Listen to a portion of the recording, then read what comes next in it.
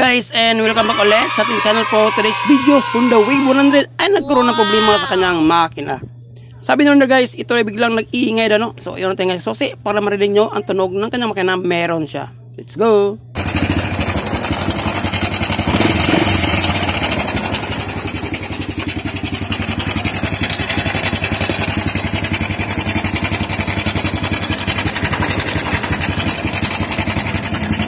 Sa tingin guys, saan kaya banda nang galing ang kanyang ingay? Para sa akin guys, yan po ay nasa kanyang cylinder head. Siyempre, para masimulan natin ang ating trabaho guys, ay kailangan ba kasi natin ang kanyang fairings para ma-check natin ang kanyang cylinder head. Kaya off mo natin ang kanyang susi. So ito na guys, nabaklasan natin ang dalawang fairings ng kanyang motor. Una natin gawin ay tanggalin ang bolt na yan sa center na nakakonect sa kanyang takip ng kanyang timing chain. So doon natin makita ang tunog na pinaghihila natin kundi ang kanyang timing chain. Klarong-klaro talaga guys, no? Yung tunog na yun. Sa mga nakakalam na, is alam nila yung tunog na yun. Pero yung hindi pa at kanyo na naka-experience sa ganyang tunog sa kanilang makina. So ito na yun guys. Makikita nyo na kung ano ang problema ng inyong motor. So tanggalin natin itong bulog na ito. At ilapit natin ang ating camera. Para makita nyo kung gaano kalaki ang ingay na dinudulot ng ganitong pagbitay ng ating timing chain. Yun, grabe guys, sagad na sagad. So possible nasa roller ang problema ng ganitong motor guys, no? Kasi hindi man basta-basta nagkaroon ng pagbitay ng ating timing chain kung hindi nasisira yung mga roller sa likod ng ating back plate. So syempre kailangan mo natin i-confirm yan guys, no? Kailangan mo natin tanggalin ng kanyang magneto, yung crankcase cover niya, at the same time yung back plate para ma-check natin kung ano ang nangyari, kung bakit nagbiglang ingay ang kanyang makina. Nung sabi ni Bossing guys, no, hindi pa ito ganito kalaki yung ingay nung mga nakaraan. Habang tumatagal, palaki ng palaki. So ibig sabihin guys, may problema talaga sa kanyang timing chain. So siyempre, para masimulan natin trabaho ay kailangan natin baklasin ang crankcase na yan. So tanggalin muna natin ang kanyang chains pedal. Pagkatapos ng chains pedal, lahat ng 4 na bolt na connect sa kanyang crankcase shell cover ay tanggalin natin guys. So yung mga nakaplano mag-DIY, kayang-kaya nyo ito kapag napanood nyo ang video ito, kapag meron kayong pangtanggal ng magneto.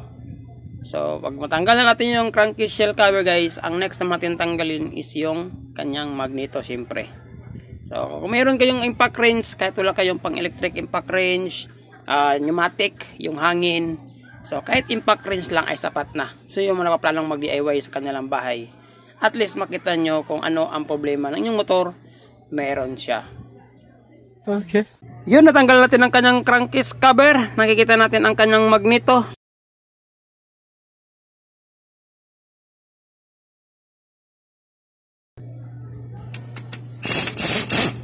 So yun, wag mo natin tanggalin ang nut na buo guys. Kailangan natin kalahati lang muna. Kasi yung puller natin ay kailangan ng depensa yung ating crankshaft. So para maiwasan natin bumuka yung dulo ng ating crankshaft, kailangan natin hindi tanggalin yung nut. So parang siyang depensa guys. Para kung sakaling matigas tanggalin yung magneto, pinipigilan niyang masira ang ating thread ng ating crankshaft. Yan po ang purpose kung bakit hindi natin tinanggal ng buo ang ating nut na ating crankshaft. So mano-mano po ang pagtanggal natin sa ating magneto guys. Kailangan natin dandahanin kasi ito yung pinakamahirap na part sa pag-DIY. Ito yung magneto. Lalo natin itong mga motor ay never po nabuksan.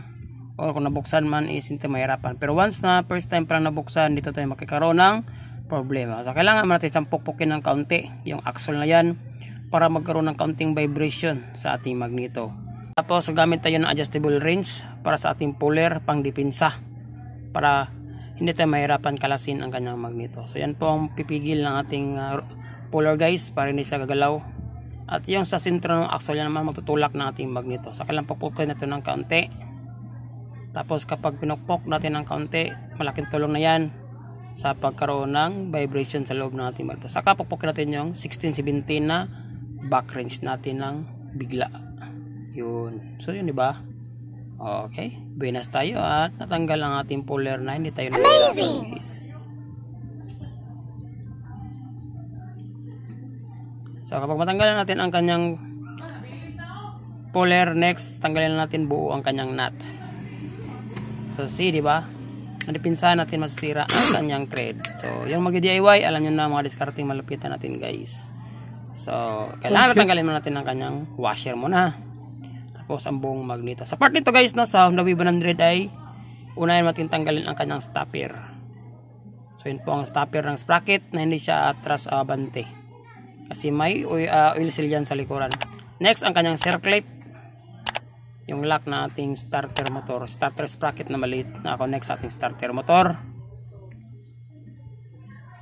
Pero natin basta-basta mabunot guys kasi nakasagabal yung kunya ng ating crankshaft. Kaya need mo natin tanggalin ang kunya. Kasi guys, nakasagabal siya sa ating starter sprocket na malaki. May ibang motor naman guys, no, na mga ganitong design na mga dry type is hindi na kailangan tanggalin yung kunya. Kung saan na lang natanggal yung mga sprocket. Pero sa itong Honda Wave nito guys, no, medyo nahirapan tayo kasi guys, kailangan natin sikwatin ang kanyang kunya para mabunot natin ang kanyang starter sprocket. Katulad ng Rose, Skygo, mga China na motor guys. So, nunod ang tanggalin yung mga kunya. Pero itong Wave at saka XRE magkapareha lang ata na nakasagabal yung kunya. Saka natin mabubunot yung starter sprocket. So, yun. Okay. So, siyempre, kapag natanggal natin yan, next naman is yung dalawang bolt ng ating backplate. Sa part nito guys, gamit na tayo ng impact wrench. So, yung manumanong impact wrench lang natin. Yung old school natin na impact wrench. Yung pang pinupupok lang natin guys. Kailangan natin panchirin ng kaunti yung dalawang bolt na yan para meron kaunting vibration sa ating bolt guys. Para madali siyang piktusan kapag gagamit na tayo ng o madali siyang matanggal kapag piniktusan natin ng kaunti yung bolt. Diba? Yun. Madali lang siya tanggalin, diba? Isang pukpok, dalang pukpok lang ng impact wrench, luluwag na ating bolt. So, paano ba tanggalin ang backplate na hindi masisira or masisira yung stopper, lalagyan ng stopper ng ating backplate guys? So, napakasimple lang. Nagamit lang tayo ng vice grip. So, yung part na kung saan nakasabit yung stopper ng ating starter sprocket na maliit, doon natin ikakagat yung vice grip natin. So, ang purpose na itong vice grip natin kung saan dyan natin ilalagay yung malaking flat screw na gagamitin natin pansikwat. So, before natin tanggalan yung backplate guys, kailangan nyo nang itap ang ating camshaft sprocket. So, meron kayong makitang dot dyan. Yung dot na yan, at the same time, yung kunya nya, yung tinanggal natin kanina, dapat is naka-level sa ating makina. Kapag naka-level sa ating makina, yung nalagyan ng kunya, so yung tinuro ko guys yung nalagyan ng kunya, kapag nakasintro yan sa ating makina at yung maliit na dot na yan, yan po ang kanyang tamang timing mark. So yun, ako plano mag-DIY. Yung hindi pa alam kung anong timing mark ng ganitong mga motor, kailangan yung i-check nyo muna guys before nyo baklasin. Pero kung sakaling i-assemble nyo ay hindi kayo mahirapan. Kasi kapag hindi nyo alam ang timing, lalo sa mga baguhan at nag-aspire na magbaklas, baka hindi nyo paandar uli ang motor. Kapag hindi nyo nakuha ang tamang timing ng crankshaft at the same time yung sprocket natin at yung cam lobe natin kung naka-close ba ito o na hindi. So ilagay natin dyan ang adjustable, tapos sabay sikwat ng maliit na blocking flat screw. Madali natin matanggal ang kanyang backplate na hindi kayo mahirapan guys. Yun, di ba? So kitang-kita na natin na may problema talaga ang kanyang roller guide sa part na ito guys. Durog ang kanyang roller guide. Hindi tayo nagkamali sa ating suspitsya kung bakit may biglaang pag-ingay o clansing sa kanyang makina. Dahil yun sa nadurog ang kanyang roller guide. Yung dalawang roller guide sa kanyang block at saka yung roller guide na maliit, yun o, wasak ang kanyang roller guide, klarong-klaro. Yan po ang roller guide ng kanyang block. Yan po ang nadurog sa ating makina. Yung maliit naman na roller guide na paremang ngipin, nahati din siya sa dalawa guys. So Lods, Idol Pops, bakit nagkaroon ng ganyan senaryo ang ating motor? Habang tumatagal guys, yung mga rubber sa ating makina, sa loob ng ating makina, kapag nabababad yan sa oil, unti-unti yang tumitigas. Habang tumatagal, dumating yung mga panahon na hindi natin inasahan, kosa yang mabibiyak at mababasag. So, yun ang dahilan kung bakit nagkaroon siya ng biglaang ingay sa ating makina. Kasi wala lang nagpipigil sa ating timing chain na hindi siya magkaroon ng pag-ingay sa loob ng ating makina. Kasi pag walang yung nagtutulak, automatic yung timing chain natin is nagkaroon niya ng pagsalpok-salpok sa ating block at isa yung mga metal part na matatamaan niya sa loob ng ating makina. So, pwede natin tanggalin ang kanyang dalawang bolt na kanyang camshaft sprocket. So, kung ano ba guys, no? Kung anong dahilan, kung bakit nagkaroon ng ganyan senaryo ang ating makina. Yan po ay kusang nangyayari, no? Kapag umabot ng ating edad, ng ating motor, at never pa itong na palitan ng mga pisa sa loob. Especially yung mga rubber na biglang tumitigas habang tumatagal sa loob ng ating makina. So, hindi natin palitan yung timing chain guys kasi may edad na rin ang timing chain ni Bossing. So, siyempre doon ko na share sa inyo kung anong haba sukat ng timing chain ng ating Honda Wave 100. At the same time, magpapalit din tayo ng dalawang roller guide na maliit at saka malaki sa kanyang block.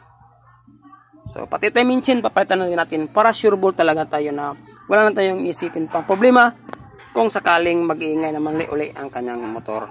Bunot natin ang kanyang timing chain guys is meron siyang natutulak na toser sa ilalim, no? Tanggalin mo natin yung malaking bolt na yan na naka-osle, yun na connect sa kanyang toser. Kasi kapag nakatulak pa ang ating tensioner toser guys, maaring mahirapan tayong tanggalin ang ating timing chain. Dala na rin is yung roller sa ibabaw is meron pang natirang kalahati. So tinutulak yung timing chain, kaya nahirapan tayong tanggalin ang ating timing chain sa kanyang crankshaft sprocket. Yun. Since natanggal natin ang kanyang toser, yan guys, napupull out na natin ang kanyang timing chain. Since nasira na ang kanyang roller guys, matik na. Pati timing chain, need din natin siyang palitan. Depende na sa inyo kung saan nyo ipalusot yung timing chain guys. Pwede rin sa cylinder head nyo ipalabas, pwede rin sa ilalim. O yung sa may backplate na parte ng ating makina. Pwede na natin dyan bunutin yung ating timing chain. Pero sa part na ito guys, dito natin siya i-pull out sa malapit sa kanyang crankshaft assembly pala. Yun. Nalimutan kong tanggalin ang ating camshaft sprocket kaya natagalan tayong i-pull out ang kanyang timing chain. Itong motor ni Bossing guys, no, estimate ko na sa mga, sabi niya is nasa mga 7 years na daw. At never pa itong napalitan ng timing chain at saka roller guide. So sapat na rin yan sa edad na yan. Nabibigay talaga ang ating roller guide at the same time ang ating timing chain. So need talaga siyang palitan. Since naubusan ako ng timing chain guys, nasukat ng kanyang motor. At syempre ang meron lang ako is dalawang roller guide. Pupunta tayo sa bayan, no, at bibili tayo ng bagong timing chain. So abang-abang na lang sa ating part 2. Yun lang guys, no, sana may natutunan naman kayo sa ginawa kong video ito. At syempre dahil experience na rin kung anong ingay meron ang kanyang makina. Binas na lang at hindi nasira yung ngipin ng ating crankshaft sprocket, you know. Maraming salamat at syempre see you sa aking next video. Ride safe, God bless. Ayos.